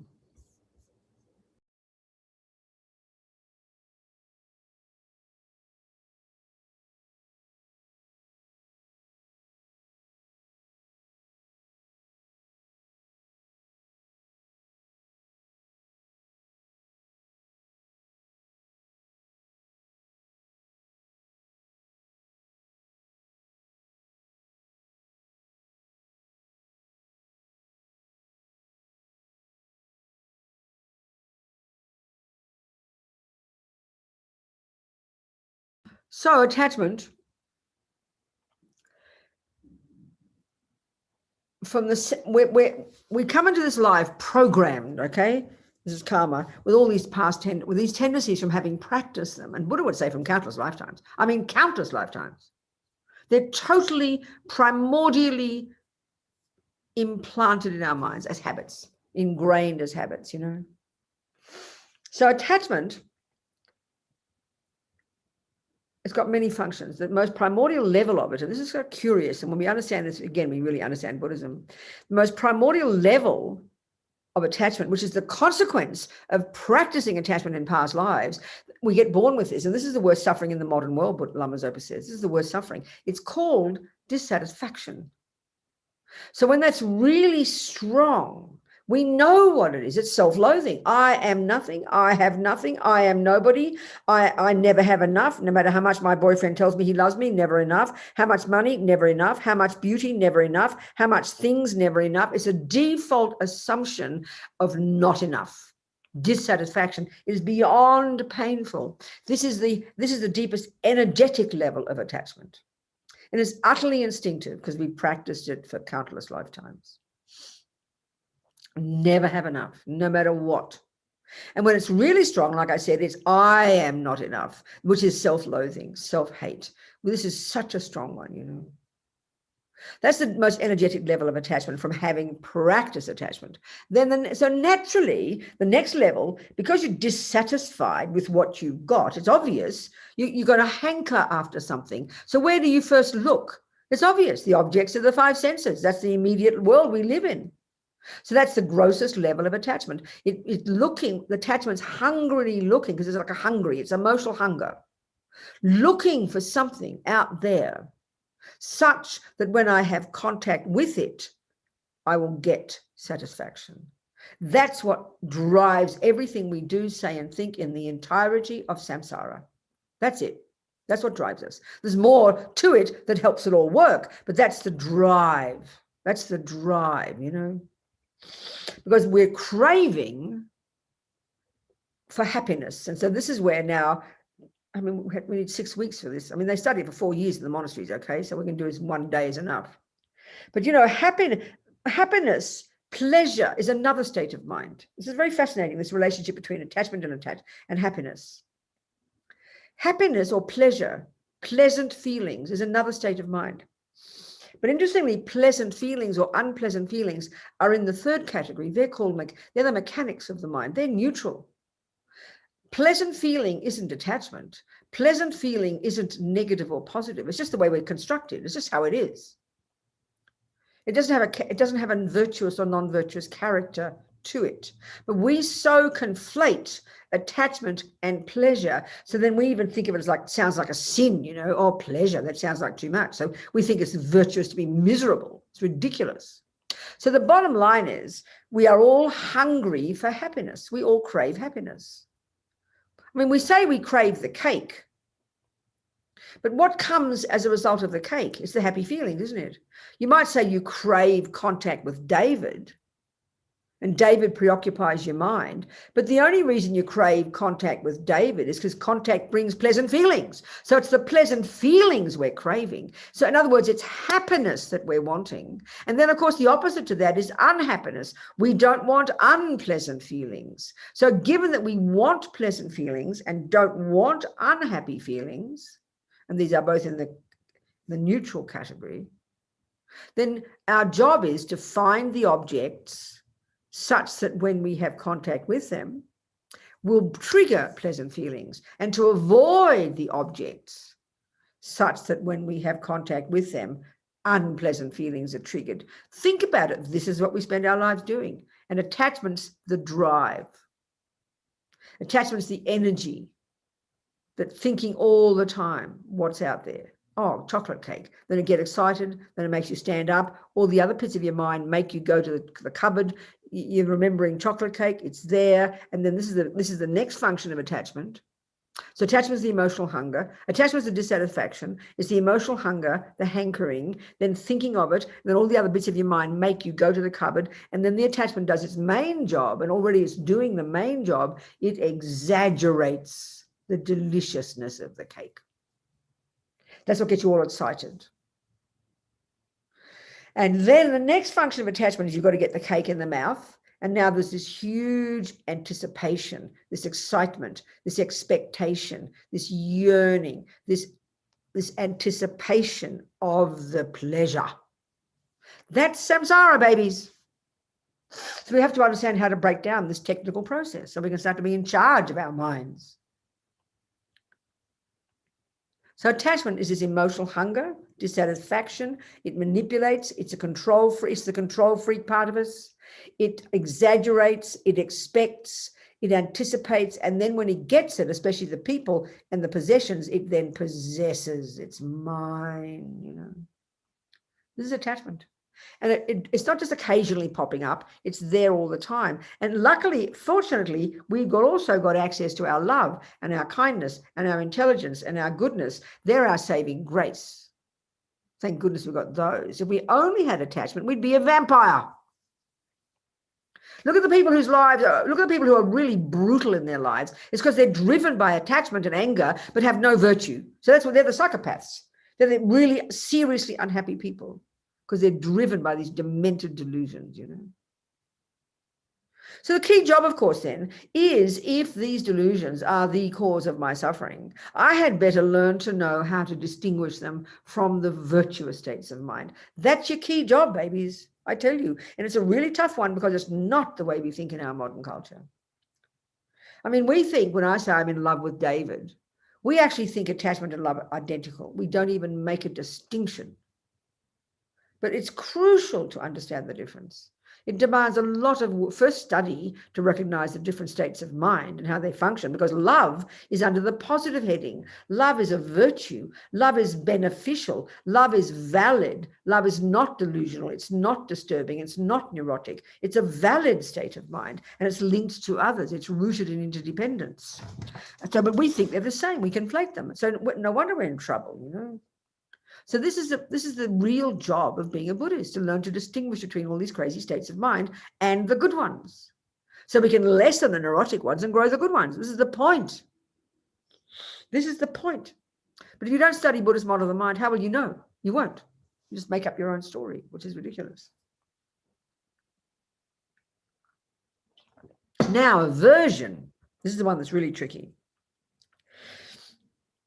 That too is multifaceted. And it is the response when attachment doesn't get what it wants. And that can be 1,000 times a day, when something goes wrong, when you hear the wrong noise, when the traffic doesn't do what you want, when you drop the cup washing the dishes, when the kids don't answer you, when the weather's too hot, when the weather's too cold, when the coffee's not the right taste. Think of ordinary daily life. 1,000,000 times a day, things aren't what your attachment wants. And what's the response? That's called aversion. And depending on your personality, it can be expressed as volatile anger, shout and yell. It can be more mild, when you'll just be, say, frustrated, annoyed, irritated, upset. Everybody says that, but nobody would think of that as a problem. Nobody would think of that as mild anger, but that's exactly what it is. And then there's even the more internalized, which builds up over years, is despair and depression. They're all manifestations of aversion, and aversion is the response when attachment doesn't get what it wants. And attachment is the main voice of the root delusion that assumes a concrete, solid, intrinsic me. This is a simple analysis, okay, of these three poisons, all right? And we have to learn to see them, understand them, and unpack them, and unravel them, and grow. This is what being a Buddhist is, and this is really tough because this stuff's very subtle. This goes to a really subtle level, these things. And that's why we have to have some level of concentration. And that's why we have to have some level of control over our body and speech. If you just vomit out everything you feel every time you get angry, you'll never see your mind. If you just eat every piece of cake every time your attachment drives you to it, you'll never see attachment. If you just follow your feelings, as we say in our culture, you'll never see your mind. And that's how we live our lives. We just follow our feelings, you know, like infants.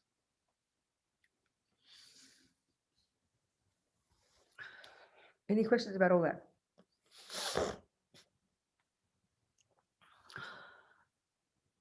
About the delusions? You don't have to, I can certainly keep talking.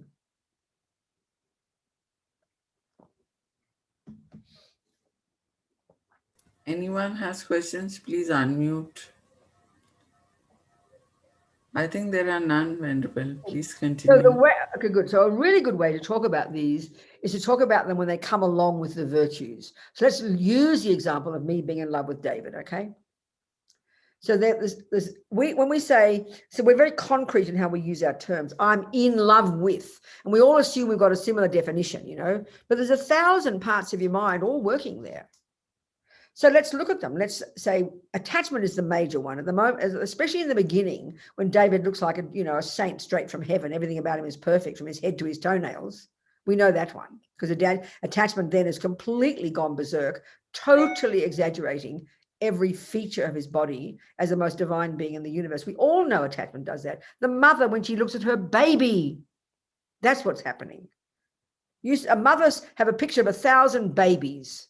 And her baby will shine out like with lights around it in that picture because that's the one that appears to her. And of course, I mean, this sounds pretty cruel when you talk about mothers having attachment. We just think it's called love. I mean, why do you think some mothers beat their babies? I'll tell you why, because they don't have much attachment for them. Because when you have attachment, you then are able to have lots of love as for a baby. You know, the baby appears to you as incredibly divine. I've just lost David now. Forget David. Sorry, David. You went out. You're not you anymore. It's just a baby now. Well, the baby ones are very fascinating because it's a bit scary to think about this one because we love the idea of mother's love, you know. So there is love there. So a baby, first of all, that baby comes to your womb. Forget the baby I bought her, but the baby you had.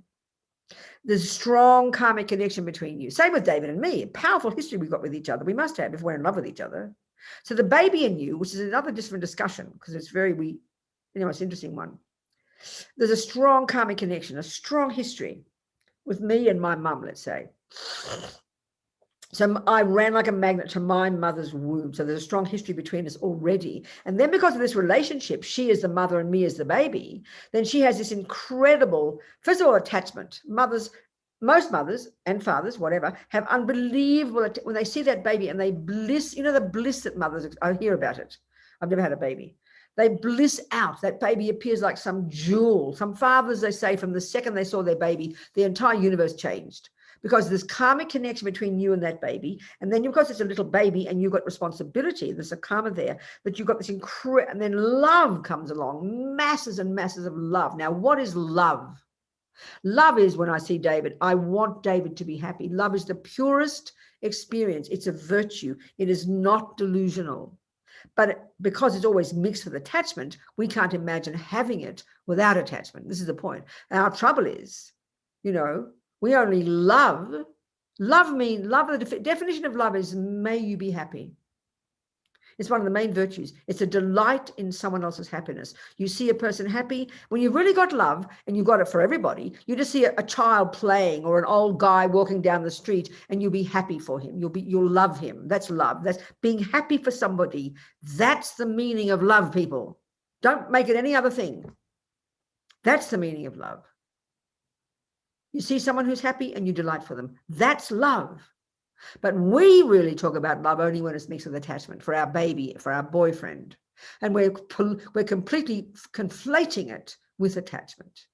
So what's attachment's function and what's love's function in the so go back to David again. Well, I have massive attachment for David. David appears divine for me. We've got strong karmic connection. We're drawn together. He appears the most divine person to me. Everything about his body, about him is just joyful for me. It triggers incredible pleasure. He appears so beautiful to me. That's attachment. That's not love. Okay, when you're a bodhisattva, everybody appears that way, but not because of attachment. It's because of love. You've got such affectionate love for everybody, but there's no longer attachment. But for us, we only have that enormous affectionate love for the ones we're attached to. Think about this. Because the proof of it is this: when David leaves me next week for the younger version,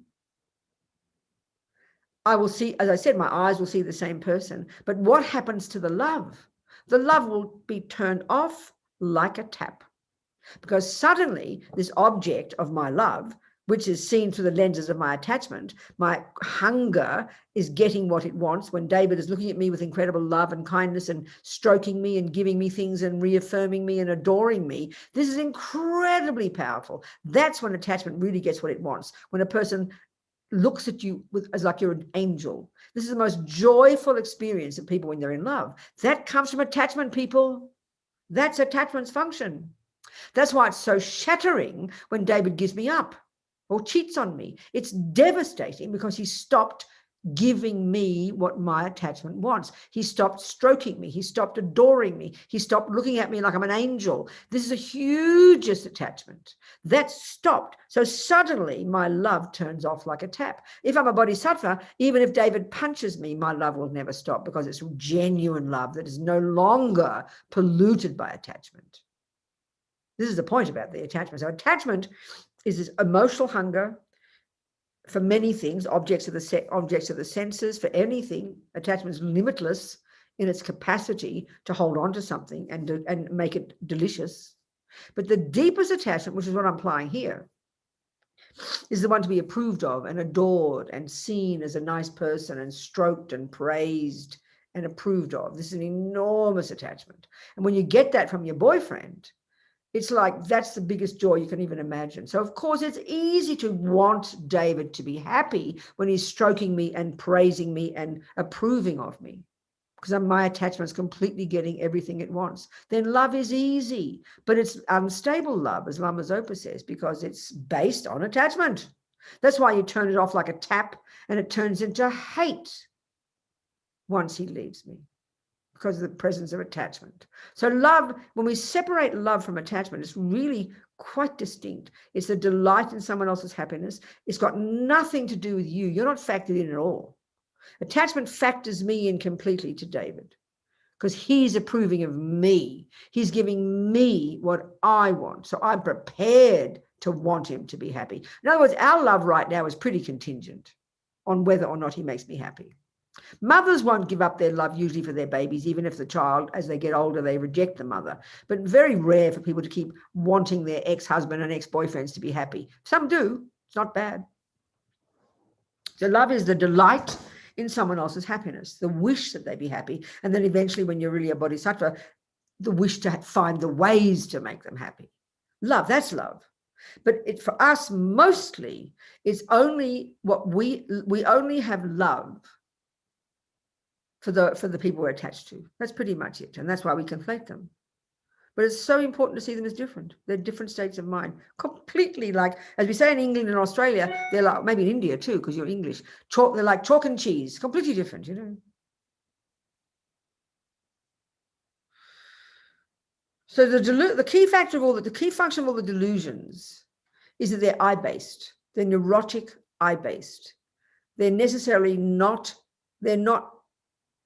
and the only way they refer to others is through the lenses of my needs. So when you're full of delusions, full of attachment and anger and jealousy and all the other painful states of mind, we see the entire world through those lenses.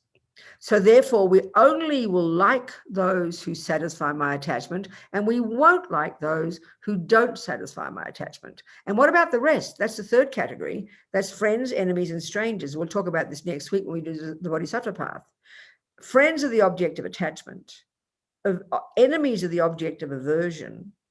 And strangers are the object of indifference, you know.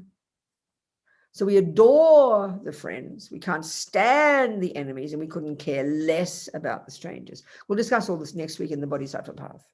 But here, the job is to recognize these poisons, to understand their function, to understand how they cause me pain. That's the key thing here. The very first level is to see how killing and lying and stealing causes you pain, even right now, not to mention the future. And here is to identify these delusions and see how they're so distressing. They're very distressing, disturbing states of mind. For whom? For me. We've got to see this. We can see it, but this is our trouble. Why it's so hard to unpack all these states of mind is because of our wrong analysis. So we know we're angry. We know we're jealous, but we know we're distressed, but we think we're distressed because David cheated on me. I'm allowed to be jealous, I'll say. I mean, this is insane. That's mental illness to think that. It's like you're saying, I'm allowed to stab myself. Well, you are, but have you not noticed it'll cause you suffering? We don't. That's our tragedy. Our analysis in the West is completely, in modern psychology, is completely different. It says the main cause of my suffering is the boyfriend. The main cause of my suffering is my genes and my DNA and my mother's behavior, my father's behavior. We look into the past and we look into the external for the causes of these states of mind. So that reinforces ego. It reinforces our suffering. So this view the Buddha has is pretty intense. To see karma is pretty intense, and now to see your own delusions. But of course, our trouble is because we have ego, we think it's kind of criticizing me, so we get all guilty and neurotic. No, this should be a revelation to us. We should be delighted to finally be able to identify what's causing me suffering, you know. This is the point. So how do we learn to identify these different states of mind? Because they're all together like a big soup, aren't they?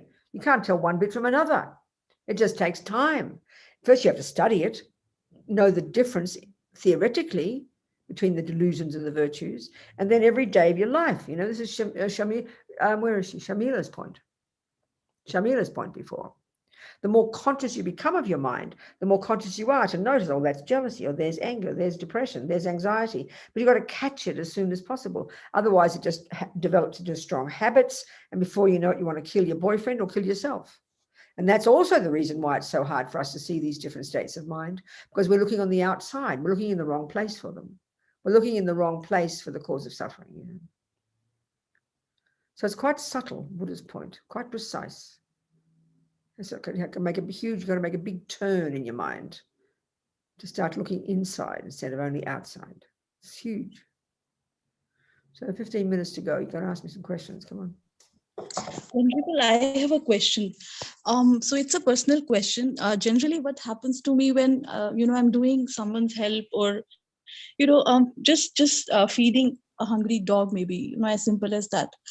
In that moment when I'm doing that action, there was compassion. I can see that. But later on, what happens? My mind later on starts to boost my own ego. That how good you did. Right. The very nice. Yeah, good. I understand that.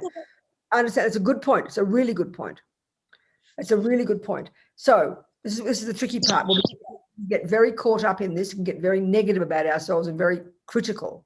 So naturally, when we do something good, when we do a virtuous thing, because we have attachment, because we have pride, because we want to be approved of, we want to be seen to be a good girl, then naturally that'll come.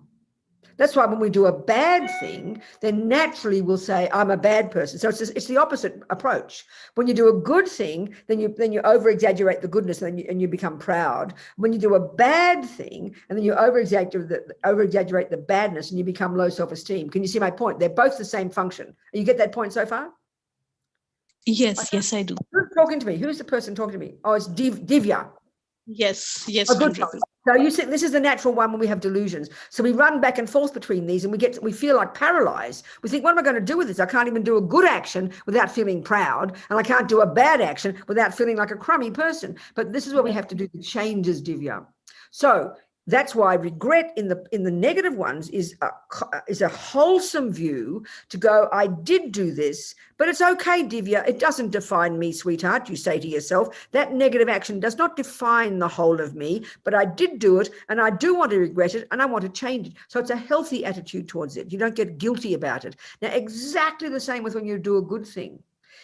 What, instead of just going, oh, I'm so important, and before you know it, you're carried away and you're boosting yourself up, that state of mind is simply called pride. Now, we often might not think that we've got pride, but it's any of the delusions, like I said before, their key function is to exaggerate. So guilt exaggerates your badness, pride exaggerates your goodness. So it's very subtle. So you just got to catch it, Divya, just like you do with the negative one. With the good one, you catch it. But you don't, then you say, it's okay, Divya, I did do a good action, and I do rejoice in that, and that is fantastic, and I want to do more good actions. But don't get carried away, girl. Relax. Don't puff yourself up, and then you just nip it in the bud. You be your own therapist. You catch it. It's all very instinctive, but you've got to catch these things and argue with them. Are you seeing my point, Divya? Yes. So don't throw the baby out of the bathwater and not praise yourself. It is good. One of the most important practices we must do, the Lamas call it rejoicing. You've got to delight that you did a good action, but we get scared to do that because we think it's pride. It doesn't have to be pride, darling. Are you with me, Divya? Yes, I'm with you. It's good to do good actions. We must praise ourselves. We must, but not turn it into pride. As soon as we never stop talking about it in our head, as soon as we keep going on about it, we know it's a delusion. So just tell yourself to shut up. Relax, girl. Do you understand? Yes, but the thoughts keep coming back when I've seen. Excuse me, you've been practicing this for a few eons, baby, so don't expect miracles overnight. That's one of the big qualities, darling, we've got to cultivate, which is this humility and patience, that this is a long-term job. Right.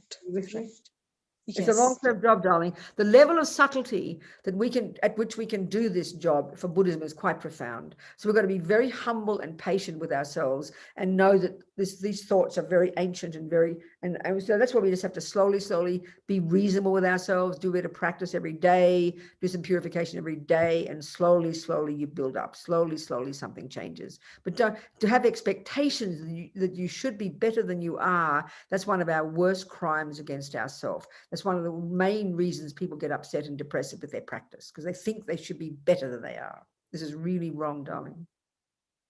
Okay. Yes. Thank you so much. Yeah. What else, people? Sharmila has a question. Good, Can Sharmila. you talk a bit on mother's kindness? Well, yes. I mean, that's one of the examples all the holy beings use, isn't it? I mean, I think, but not, no, I won't do it today, Sharmila. I'll do it next week where it comes into the framework of the Bodhisattva path. Here, we're trying to be brutal. If we're a mother, we're trying to be brutal if we're the mother and look at our attachment and distinguish it from our love. And I don't want to talk. So here we're looking at the attachment component. That's the main function here. We're looking at the delusions here. Next week, we can look at the virtues, which is the compassion. Okay? We'll do it. Thank you. Good, darling. What else, people? Nothing. That's it. I mean, this section is so huge. I mean, I've hardly begun to talk about it, but let's just give a bit more framework here. The point in the bigger picture here, the one we often look at here in the middle scope, is we look at the Four Noble Truths. I'll give you the framework of what we just discussed. The Four Noble Truths, as we know, it's Buddha's first teaching. He walked from Bodh Gaya to Varanasi to Deer Park, and he met his old students, and he gave this first teaching. So it's the view of the world in the framework of suffering. So it's called the Four Noble Truths. And I always wonder, I don't think that the truths are noble. I think it's the four facts for the noble ones, those who realize this. And I like the word facts. I like the word fact. The four facts of life. What are these four facts? There is suffering. There are causes. You can get rid of it, and how to do it. I mean, it's a pretty practical presentation. Of course, it's taught in an extensive, detailed way. You can get very confused. But speaking of it very simply, it's very practical. And this is a very important point. So, in our lives, if you've got a problem, the first step has to be to identify precisely the problem. You've got to identify the character of the problem. Then the really important part is, in order to get rid of the problem, which is what you want, you must identify the causes. If you can't identify the cause of a problem, how can you ever solve the problem? You read about that in medical things. People go for 27 years of one disease, 57 doctors, and finally they meet a doctor who diagnoses it accurately. And the second you've diagnosed the problem, then you've already found the solution. This is kind of powerful. So the problem here is called suffering, and Buddha has 3 levels of it. So there's one way of understanding these levels of suffering in terms of the different realms of existence in his entire presentation of the whole of samsara. So there's suffering of suffering, which is referring to the lower realms. There's the suffering of change, which is referring to the upper realms, which is these are all in the desire realm, like 6 suburbs in the desire realm of samsara. And we are in the upper realms. We're in the human one. The gods are the other one. So there's these realms of existence. This is the second kind of suffering, the suffering of change. The third one is referring to these, which is coming straight from all the Indian practices, these beings who have gone to the subtlest level of concentration and just so subtle in this deepest absorption. And they call this the all-pervasive suffering. That's just one way, forget that. Now let's forget those and let's look at this life, because we can understand these levels of suffering also within this life. And we can understand the different stages of practice as antidotes to these sufferings if we look at the lamrim. So the first kind of suffering, the lower realms, yes, but in this life, that's called the suffering. The first kind of suffering is called the suffering of suffering, okay? Which is the lower realms. Now, there's another kind of suffering in this life that is called the experience similar to the cause, and another one called environmental suffering. So the 4 ways that karma ripens. One is the main type of rebirth, the rebirth we get. That's in terms of good or bad, human birth, dog birth. That's the first kind of karma. So in terms of suffering, that would be the animal realm, the hell realm, the spirit realm. But now we've got a human realm. But within this human life, we also still have suffering. So we can look at these 2 kinds of suffering, the suffering of suffering and the suffering of change. So I'm saying too many words here. The suffering of suffering is in your own life is when the bad things happen. Check it out. We get this. And the suffering of change is when the good things happen. This is very depressing. So then the suffering of suffering, we all agree that that's when you have suffering. When someone punches you, when your boyfriend leaves you, when you get sick, when bad things happen, that's easy to understand. But that for the Buddha is only the first kind of suffering. It's the grossest, most obvious level. Now, in terms of the lamrim, the first stages of practice of controlling your body and your speech, that's the solution. So if you stop killing, stop lying, stop stealing, stop bad-mouthing, stop cheating on your partners, etc., that stops the suffering of suffering. You won't ever get a lower realm rebirth, and you won't have people harm you, like I told before. So living in the vows of this is the most powerful way to stop the suffering of suffering. Suffering of suffering is when the bad things happen. But now in the second scope here in high school, we are looking at the suffering of change. And this is very depressing. What we mean by the suffering of change is when the good things happen, and that's what we call happiness. It's when the good things happen. So this whole way we understand suffering and happiness is based upon attachment. Our analysis is very gross. So when attachment doesn't get what it wants, that's called suffering. When attachment does get what it wants, that's called happiness. But Buddha's view is more subtle, more nuanced, more radical. He says that even what we call happiness is a subtler level of suffering. And that's what we need to understand. And I've got 5 minutes. We're going to have to do more of this next week as well. This is the key to understanding the second scope of practice. This is the key to understanding the middle, junior, high school practice, the suffering of change. We need to understand why Buddha is telling us that what we think is happiness is nothing other than suffering. So there's no time now to say it. We're going to have to go next week to that. Okay. Shanti. Venerable, on behalf of the participants and Root Institute, request maybe 2 more Fridays or at least one, so that we can do it. Let me just check my calendar right now.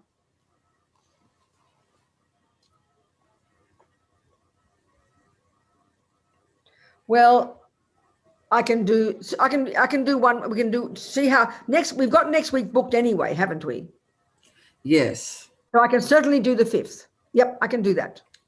Okay, thank you, Venerable. Definitely, we can spend more time, because this is the real talk now. We need to go into more detail about the suffering of change and the Four Noble Truths, and why what we call happiness is a subtler level of suffering. Initially, it's quite depressing. We don't know where to go with it, but we'll go into this in more detail next week. Okay, people, thank you, sweetheart. So kind. Everybody there, Alice. I can say all of you.